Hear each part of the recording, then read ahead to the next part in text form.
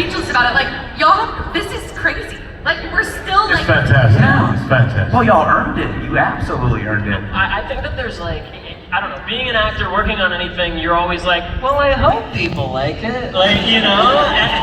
And this response has been so much more over the top than anything I could have ever dreamed. I mean, I feel like Vivian's always had like a kind of a twinkle in her eye about it. Like, you know, she knew you guys would like turn out for her and everything. But like, she knows, we didn't know. Absolutely, and we got so many people here ready for questions as well. Where's our question line here? I think we'll just get things right. Oh, them. Those people. Hello. Hi there, and we'll get right into it. And please. Hi, my name's Ambrosia. I was just wondering, what was all of your guys' favorite lines that your character says? Oh, your favorite lines. We can go right down the line. Right down the line. This is not stupid! It's just a game!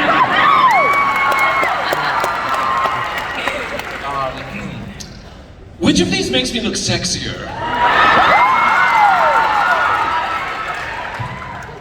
What up, whores? You're sloppy.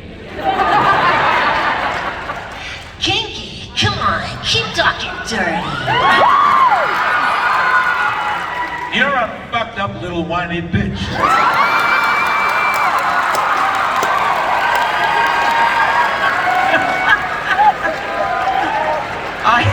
I need a cigarette now. But we have our next question. Hi. Alright, hi, my name is Ghost. Sorry, I'm like freaking out. This is real. You look great, Ghost. Have you ever accidentally slipped into character in public? And what have you said? All I can say is, never accidentally. There are times when I will randomly, but it's not my character. I'm slipping in the box. I just go, who gives a shit? Yeah, there's times when I like, I don't know, I do wait voices to all get the time, but I don't know, I typically, I think with Angel Dust specifically, I'm always like, oh, you know, or like, I do something like that, and then people are like, what the fuck was that? Me and Joelle have been friends for years, and we've always spoken to each other in an Australian accent, so... Do it now, do it now. What do you mean? Yeah, what? This is actually my normal voice. Yeah. This is what brings Joelle. I pretend to be Puerto Rican for work. He's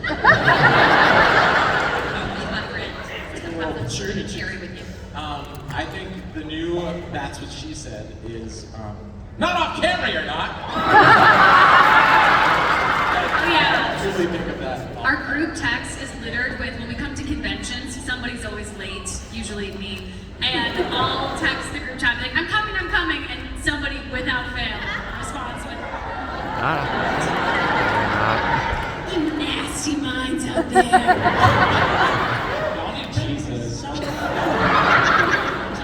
Thank you. Yes. And we got our next question. We're gonna keep on keeping on. Alright, my name's Ari. I'm sort of an aspiring voice actor, though what's the biggest piece of advice that you give to someone who wants to get into voice acting? I think we get this question a lot, and I think the main thing is that people assume, yes, voice acting is part of this industry. For people who want to get into voice acting, you really just want to get into acting. So if you can get into any type of class, an improv class, a scene study class, a musical theater class, we all do voiceover as part of a larger career. So the goal is, yes, take a voiceover class if you want, but just take an acting class, because the goal is to be able to be comfortable with the character, be comfortable telling a story, and to have an expansive imagination, because when we go into our voice booth, it's just us. We can't see anything. I don't have Steph Beatrice next to me playing Baggy. It's just me trying to imagine what the scene might look like. So anything you can do to just work on your acting skills is going to help your voice acting. Give it up. That was inspiring. I want to be a voice actor because I want my living to be just by myself in a closet where I don't need to engage with other people. and Unfortunately, that's not what acting is. Truth. You're savage. Everybody who was like, that's my dream, you just went, I crushed them. You could. Hi. Keep studying, that's the point. Yes. Hi there. I'm Taya. I kind of aspire to ask random questions. So my question for you is, if you were a kitchen utensil, what would you be and why? Our characters or us? Yeah, as a person, as a character. This is A fucking steak knife. Yeah, you got steak knife. I feel like Jerry would be like a meat cleaver.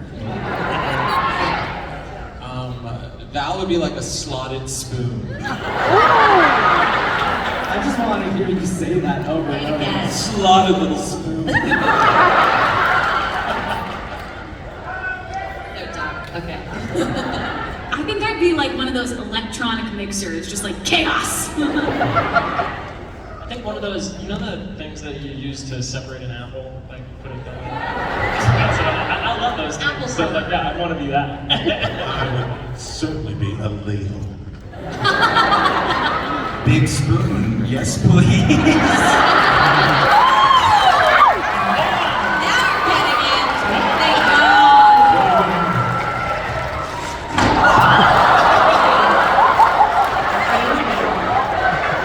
Hold on.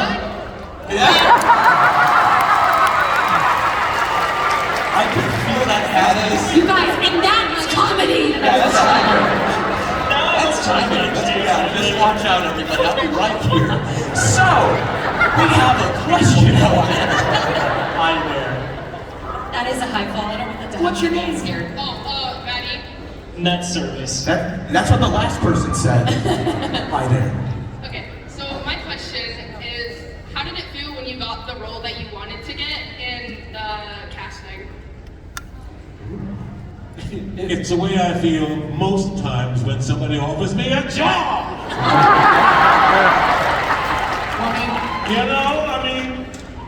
I would imagine that the way you feel when someone offers you a job is, yeah, duh, keep fucking dating.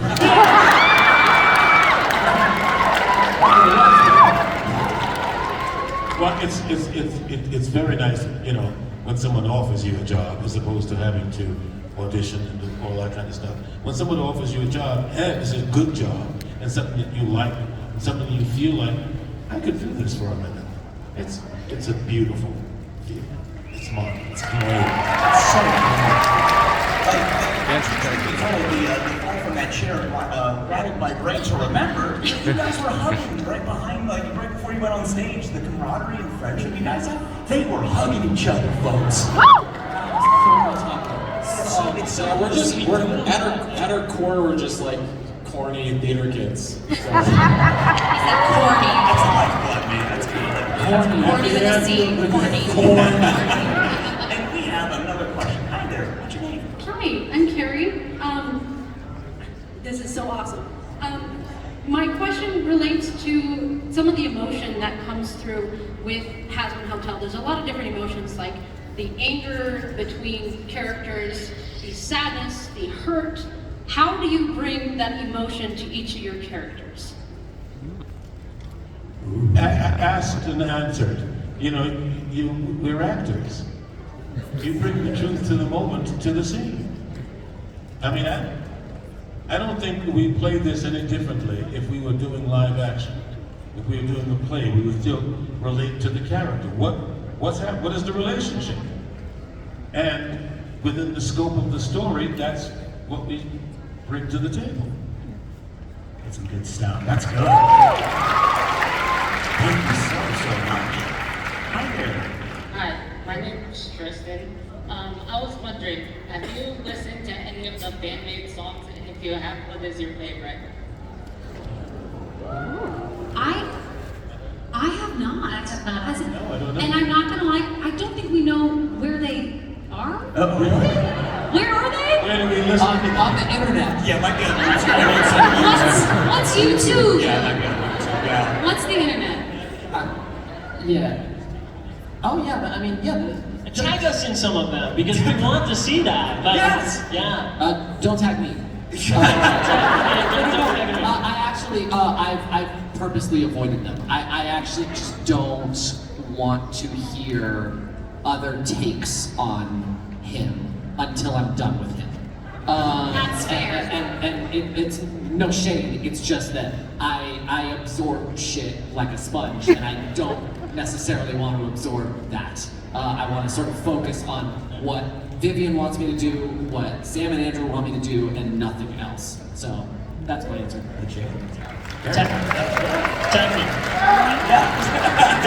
Keep saying Kennedy.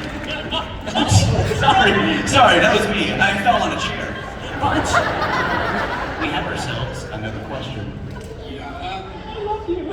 In general, I want to know how much leeway you guys have in your lines if you're able to have it. And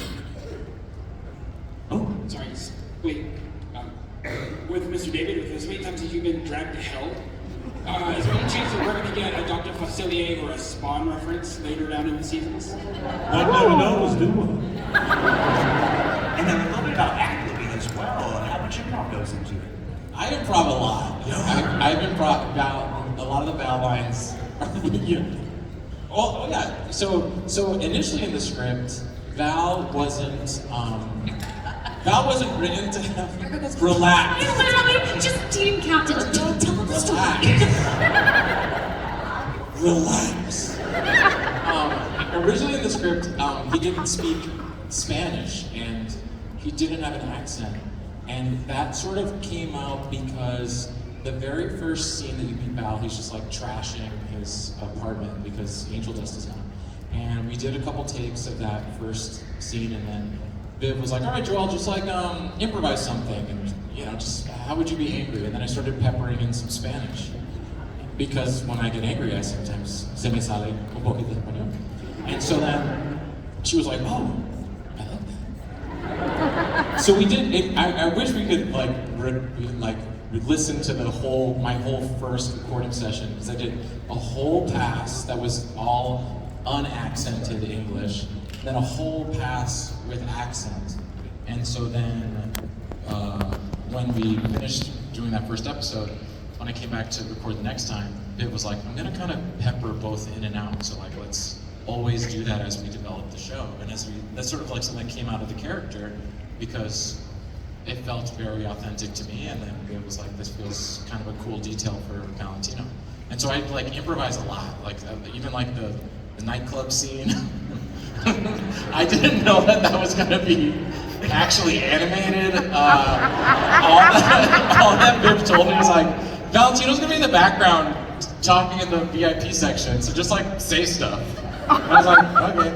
And then I was like, wait, this is all very prominently so they're getting higher. Yeah, I'm sorry. So yeah. Do you think Amazon has those unaccented takes? Like, probably. It doesn't make sense to delete them, right? I don't know. I'd love to hear that. That's so interesting. That could be, yeah. Like I hope they do. It'd be interesting. Oh, they have. Yeah.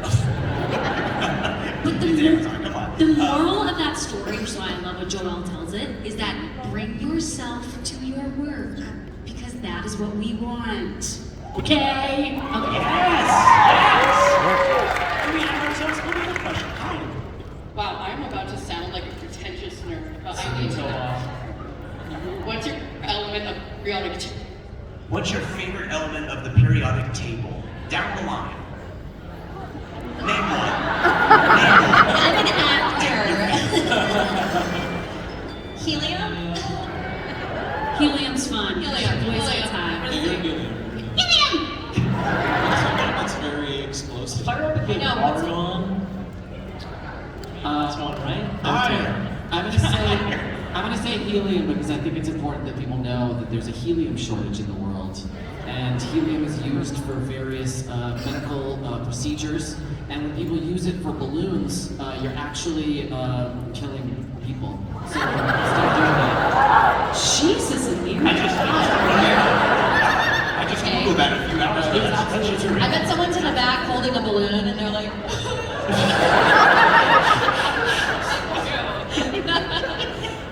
what's an explosive periodic table element? Uranium. I picked uranium. Yeah. Thank you, back. Val is gold, darling. Yeah, that's an element. a while. Good question. Yeah, straight back to elementary Yeah. school. Thank you for that. Give it up, everybody, for that. Hi there, what's your name? Oh, my name's Haley. My question was, if you guys could have voiced another character in the show besides your own, who would you have voiced? I'll take it now. Serpentine. He just it's so fun. Great. Oh yeah, and he goes all over, and I was so impressed when he could sing as Sir Ninjas. Like when he goes in character, and it just like I was like, how are you doing that? Because he's like, you know, that's salt on the name. Oh, please don't look at me like that. Oh, it's good. That's great. Well, Jesus Christ. It's so petty, it's just sort of satirizing. Anywho, thank you. But please, I gotta ask this as well. What would be a character that you would like to voice outside of the show? Like any cartoon, any sort of animation, the one that is almost like a dream role. What a great answer. Anything in the Adventure Time, you know. I would die. Love that. I really want to be a sidekick character, like a woodland creature, the way that the Disney princesses had. That doesn't really speak, but just makes noises. Kind of like what Nifty is in our show. I want to be like a Pokemon trainer. I was gonna say that. Of course, like a cold trainer. He's just like, what are you doing here, kids? I choose you. I was gonna say Pokemon. There's lots of jobs. We can both We'll be dueling Oh my god, can we Pokemon like trainers. Team Rocket? Jesse and James. You're doing the Australian accent. Australian accent. Yeah. My Pokemon's gonna do yours. Can Keith be your meow? Yes! I'm gonna say Bobby Hill. I want to go to the fashion show.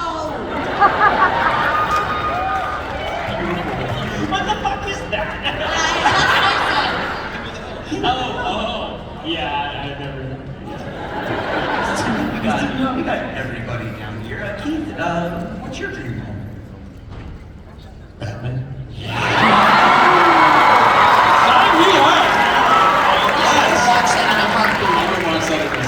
Test audiences approve. Right there. Hi, my question is, which of your characters would be friends with any character from Mean Girls? Would they be friends with anyone from Mean Girls? Well, I played Gretchen Wieners in Mean Girls on Broadway with Erica, who came. And I feel like Cherry would be friends with Janice, and I think Cherry would probably think that Gretchen Wieners is so annoying. I do. I think Charlie and Damien would be friends. Yeah, I love that. What a crossover. Thank you for the question. Thank you. Now, what's your name? My question is, if any of the characters, who would you think will die next?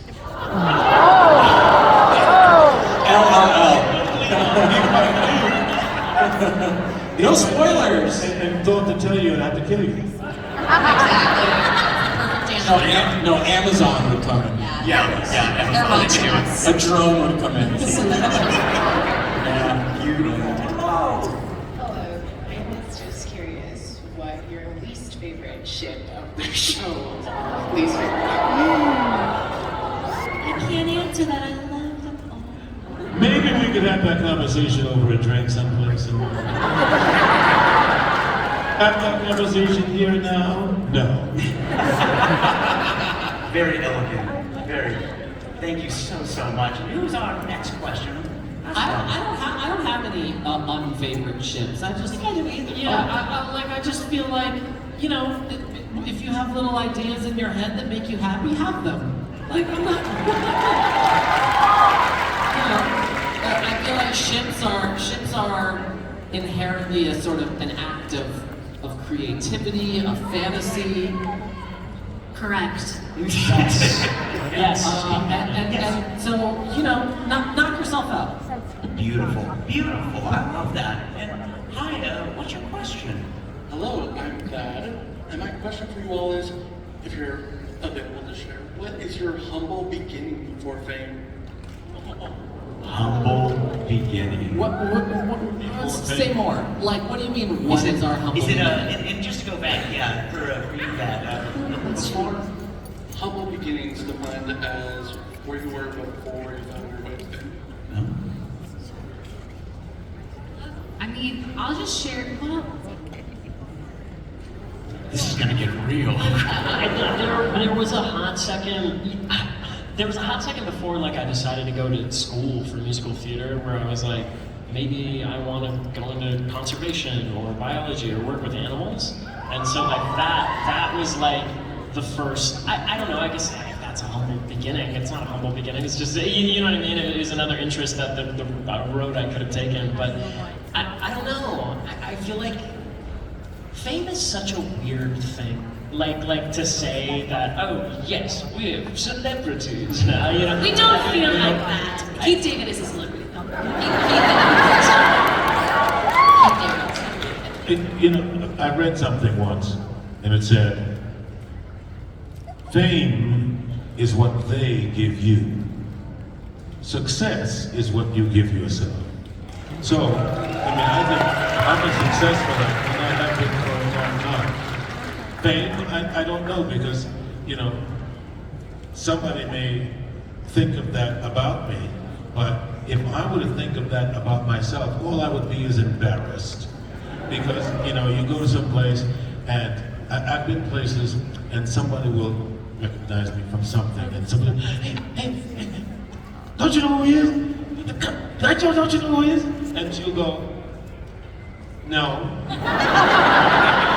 Just, well, he's from TV. So, I don't watch TV.